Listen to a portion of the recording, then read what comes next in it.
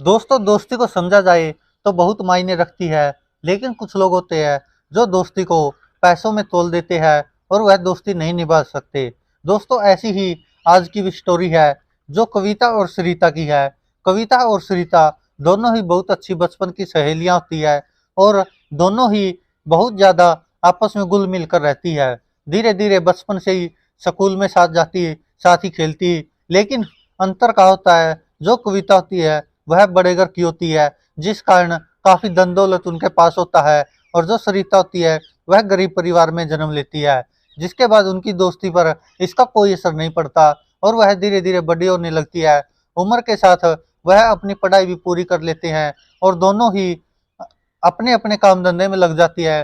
क्योंकि कविता अमीर घर की होती है तो वह अपने पिता के बिजनेस में हाथ बटाती है और वह बड़े बड़े काम करती है। जबकि सरिता होती है वह छोटी मोटी नौकरी ढूंढकर वहां पर लग जाती है और धीरे धीरे काम में इतनी ज्यादा व्यस्त होने लग गई कि उनको दोनों को जब भी समय मिलता थोड़ा बहुत मिल पाती। लेकिन उसके बावजूद भी उनकी दोस्ती बरकरार थी और दोनों सहेलियां मिलती रहती। लेकिन होता क्या कि धीरे धीरे समय इतना बीत जाता कि दोनों को समय नहीं मिल पाता और बहुत कम, कभी महीने में 6 महीने में ऐसे मिल पाती थी थोड़ा बहुत।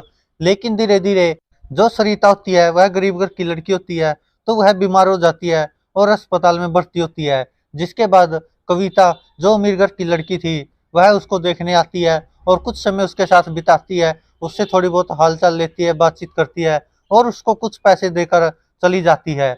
लेकिन धीरे धीरे समय गुजरता है और सरिता को यह बात बहुत ठेस पहुंचाती है कि मेरी इतनी अच्छी सहेली थी बचपन की, स्कूल में साथ जाते थे, खेलते भी साथ में थे, उसके बावजूद भी यह केवल पैसे देकर वापिस चली गई, बल्कि इसने कुछ समय और मेरे साथ बिताना सही नहीं समझा। जिसके बाद कविता वहां से तो चली जाती है लेकिन सरिता के मन में यह बात घर कर जाती है।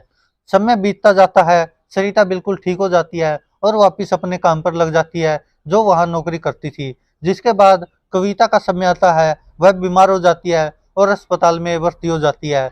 और सरिता को जब पता चलता है तो वह सब कुछ छोड़कर वापिस अस्पताल भाग जाती है, क्योंकि उसी अस्पताल में जहाँ पर सरिता बीमार होने के बाद भर्ती हुई थी, कविता भी अब उसी अस्पताल में थी। जिसके बाद दोनों सहेलियां एक साथ होती है और खिलखिलाती है, क्योंकि कविता अकेलापन महसूस कर रही थी। जो भी उसके रिश्तेदार थे या घर वाले थे कुछ समय उसके साथ रहते फिर वापस घर चले जाते, लेकिन सरिता ऐसा नहीं करती। जब तक कविता अच्छे से ठीक नहीं हो जाती, लगभग कुछ दिन लग जाते, 10-15 दिन, तो सरिता कविता के पास ही रहती है। जिसके बाद कविता को बहुत अच्छा लगता है, समय भी जल्दी बीत जाता है और कविता खुश होने के कारण जल्दी ठीक भी हो जाती है। जिसके बाद दोनों वापिस अपने अपने घर चले जाते हैं और कविता को घर जाकर एहसास हुआ कि जब सरिता बीमार हुई थी तो मैं उसको पैसों के बदले अपना समय नहीं दे पाई। लेकिन जब सरिता मेरे पास आई, मैं बीमार हो गई थी, तो सरिता ने अपना काम धंधा घर परिवार सब छोड़ दिया